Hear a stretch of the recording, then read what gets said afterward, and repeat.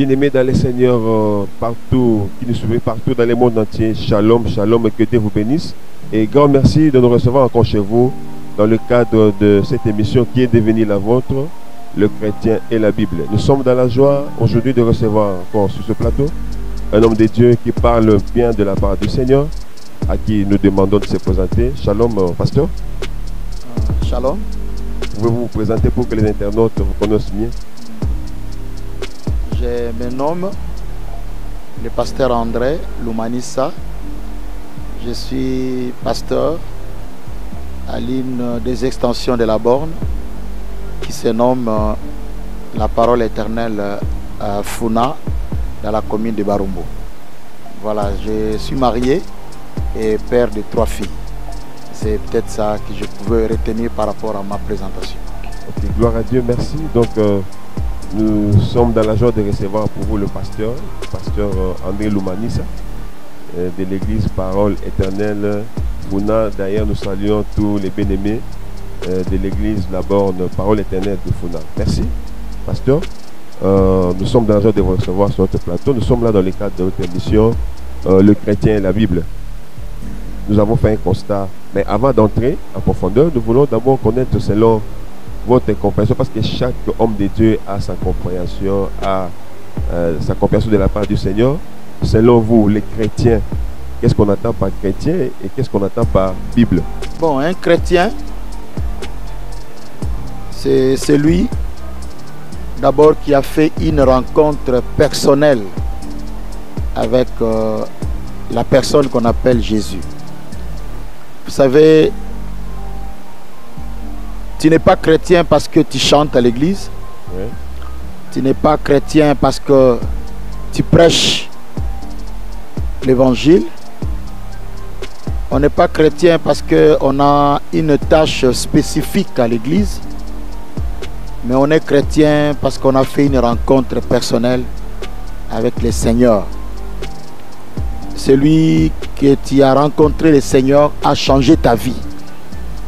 Celui qui est devenu comme Christ, le modèle c'est Christ, c'est celui-là qu'on appelle chrétien. Donc on n'est pas chrétien parce qu'on donne l'offrande, on donne la dîme, mais on est chrétien parce que nous avons fait une expérience personnelle avec l'homme de Galilée, le Dieu fait chair, Jésus-Christ le roi des rois. Voilà un peu pour moi les chrétiens. Gloire à Dieu, chers internautes qui nous suivez. Nous retenons selon notre pasteur aujourd'hui, il dit que chrétien, c'est lui qui a fait la rencontre personnelle avec Jésus-Christ. C'est lui-là qu'on appelle chrétien. Ce n'est pas celui-là qui sert, mais c'est celui qui a fait une rencontre personnelle avec Christ. Gloire à Dieu, papa. Alors, la Bible, comment est-ce que vous entendez, vous comprenez la Bible? La Bible, pour moi, la Bible, c'est la parole de Dieu. Vous savez, tout homme sérieux, s'il veut mourir, il laisse toujours un testament. Alors, Dieu, parce que nous ne le voyons pas, Jésus, nous ne le voyons pas, il nous a laissé un testament. Il nous a laissé sa volonté, sa pensée. Et donc la Bible, pour moi, c'est la pensée de Dieu, c'est la volonté de Dieu qu'il a exprimée auprès de nous les hommes. Donc la Bible, elle est la parole de Dieu. La Bible, elle ne contient même pas la parole de Dieu, mais elle est la parole de Dieu.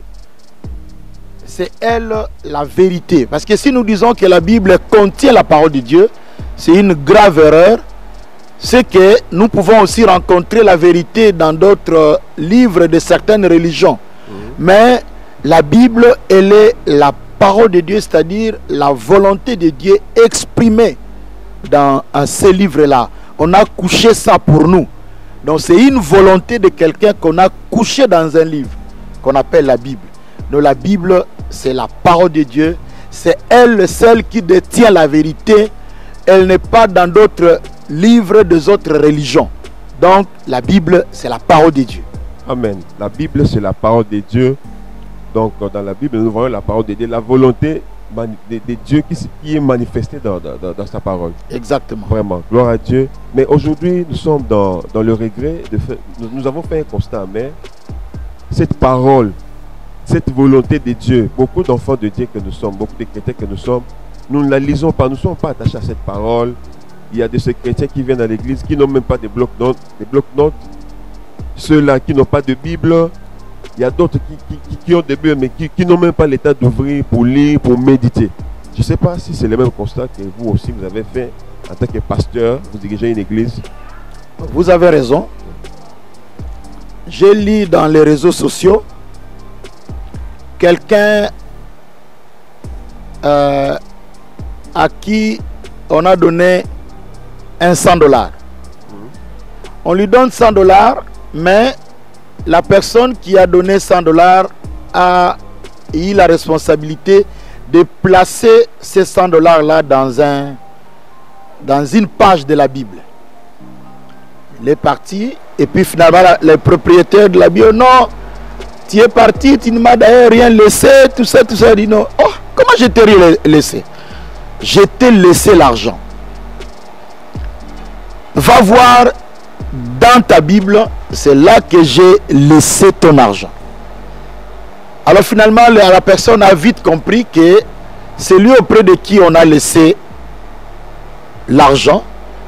Il n'avait pas ouvert la Bible. Parce que s'il avait ouvert la Bible, il aurait su que les $100 qu'on lui avait laissés étaient dans la Bible. Donc effectivement, beaucoup dans nos églises sont devenus des paresseux. Beaucoup sont devenus très lourds. Ils ouvrent simplement la Bible quand c'est le dimanche au culte. C'est une grave erreur. Une très grave erreur. La Bible doit être méditée par les enfants de Dieu. Aujourd'hui, nous remarquons que beaucoup d'enfants de Dieu aiment bien écouter les prophéties. Les enfants de Dieu aiment bien qu'on leur dise des choses, mais ils oublient que le meilleur des moyens par lequel Dieu nous parle, c'est la Bible. Et d'ailleurs, Josué 1:8 dit que ce livre de la loi ne s'éloigne point de ta bouche. Ah, voilà encore une révélation. Oui, oui. Allez-y. En fait, la Bible dit que ce livre de la loi ne s'éloigne pas de ta bouche. En principe, il y a une erreur. Si nous devons maintenant commencer à corriger la Bible, je ne sais pas. Parce qu'on devrait dire que ce livre de la loi ne s'éloigne pas de tes yeux. Mais on dit que ce livre de la loi ne s'éloigne point de ta bouche. En fait, c'est de l'abondance du cœur que la bouche parle. Quand nous méditons la parole de Dieu, ça signifie que ça entre dans notre cœur et nous pouvons l'utiliser dans n'importe quelle circonstance. C'est pourquoi la Bible dit que ce livre de la loi ne s'éloigne point de ta bouche. Au lieu qu'on dise que ça ne s'éloigne pas de tes yeux, ça signifie que nous devons être remplis de la parole de Dieu. Amen. Et l'utiliser en n'importe quelle circonstance. La vie est faite de circonstances. Mais nous, en tant qu'enfants de Dieu, si nous méditons la parole de Dieu, nous allons nous en servir dans n'importe quelle circonstance. Et d'ailleurs, la Bible dit dans le psaume 119, le verset 130, on dit la révélation de ta parole est claire. Donc si nous voulons être éclairés dans beaucoup de domaines de notre vie, nous devons méditer la parole de Dieu. On peut lire ça. Attendez, on peut lire ça. Le psaume 119, le verset 130. Mais écoutez, nous devons méditer, nous devons savoir. Si on aime quelqu'un, on aime l'écouter. Oui, oui. Si nous aimons Dieu, nous devons chercher à l'écouter chaque jour. Et le meilleur moyen d'écouter Dieu, c'est de méditer sa parole. Ouais. Parce qu'en méditant sa parole, c'est Dieu qui nous parle. Amen. Nous lisons le psaume 119, verset 130, nous lisons le nom du Seigneur. La révélation de tes paroles est claire. Elle donne de l'intelligence. Elle donne de l'intelligence. Au simple. Au simple. Si vous êtes simple, les simples, c'est ceux qui cherchent Dieu. Ouais. Et On dit, vous serez éclairés dans n'importe quelle circonstance de la vie. Les étudiants à l'université, quand je médite la parole de Dieu, le Saint-Esprit peut m'éclairer. Même devant une équation difficile, Oui. le Saint-Esprit peut t'éclairer.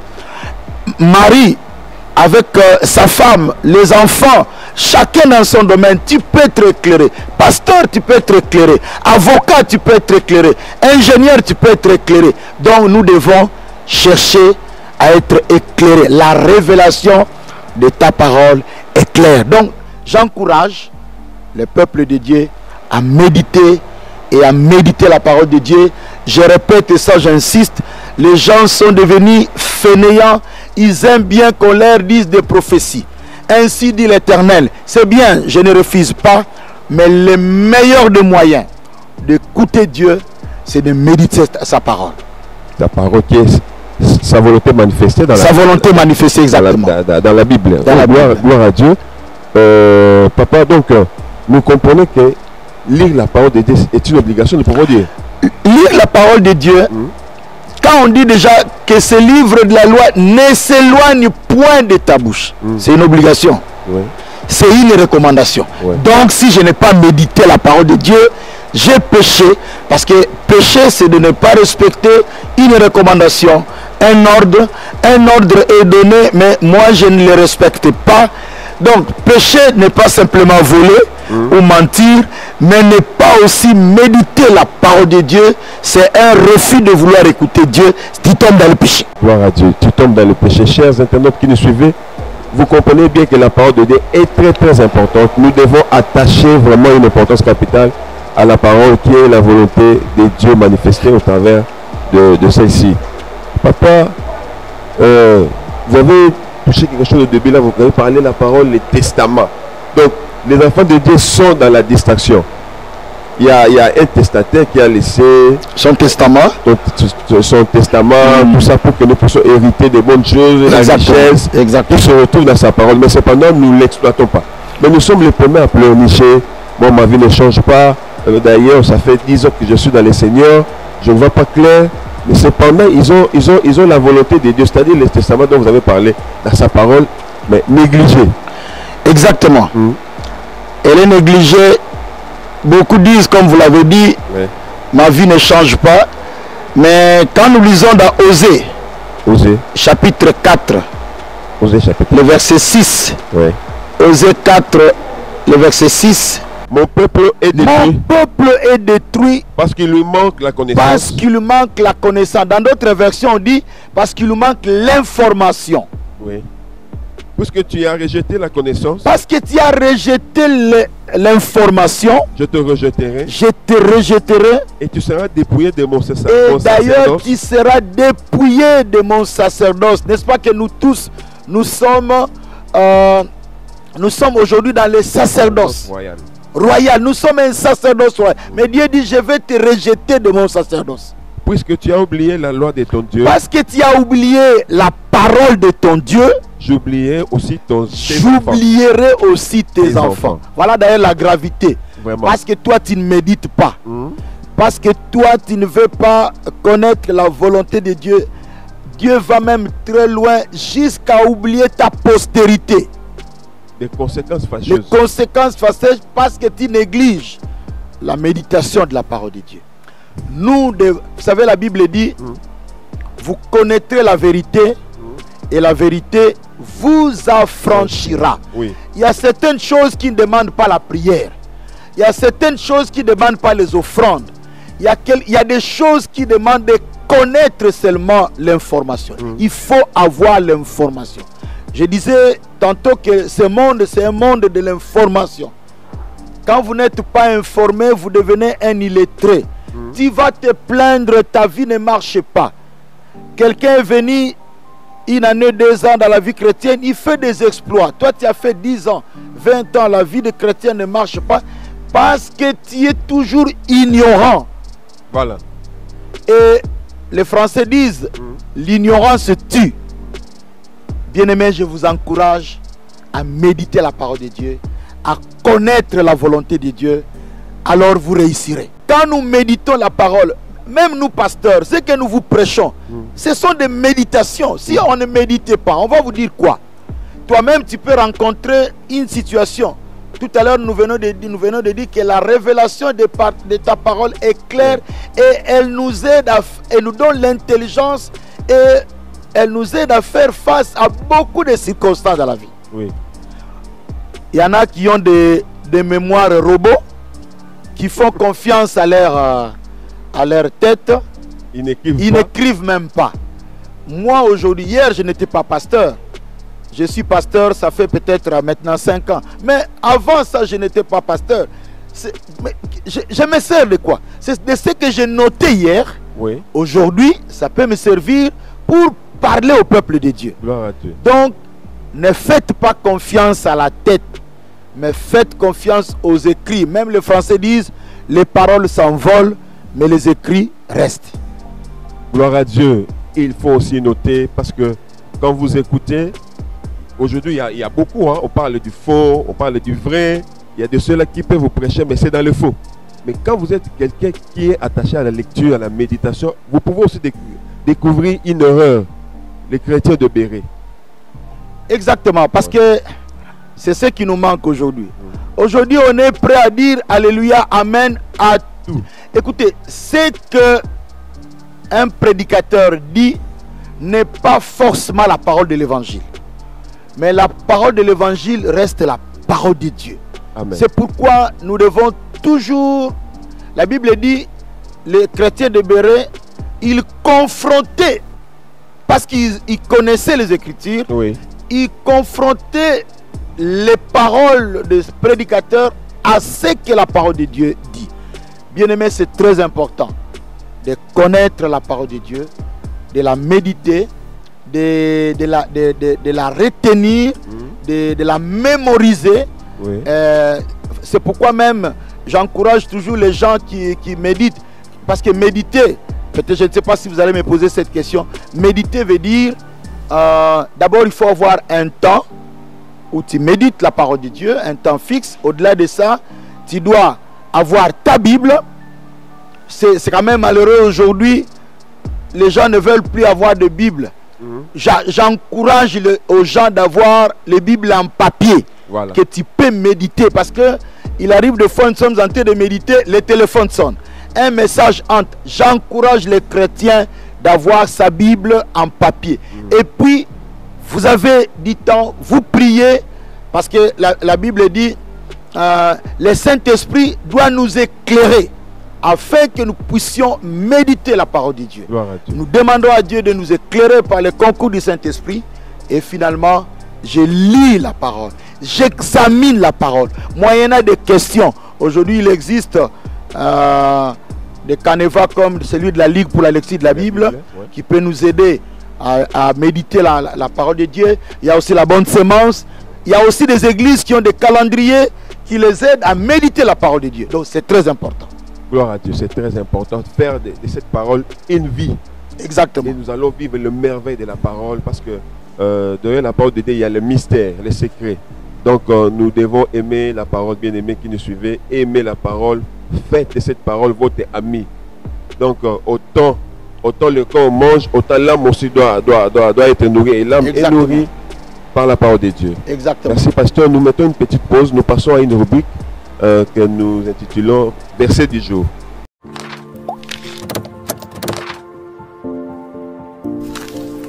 Peut-être aujourd'hui vous avez médité un verset qui vous a attiqué, on va partager avec le peuple de Dieu qui nous suit. Ma méditation d'aujourd'hui, Deutéronome. Deutéronome 29, 26 à 28. Versets 26 à 28. C'est parce qu'ils sont allés servir d'autres dieux et se prosterner devant eux, des dieux qu'ils ne connaissaient point et que l'Éternel ne leur avait point donné en partage.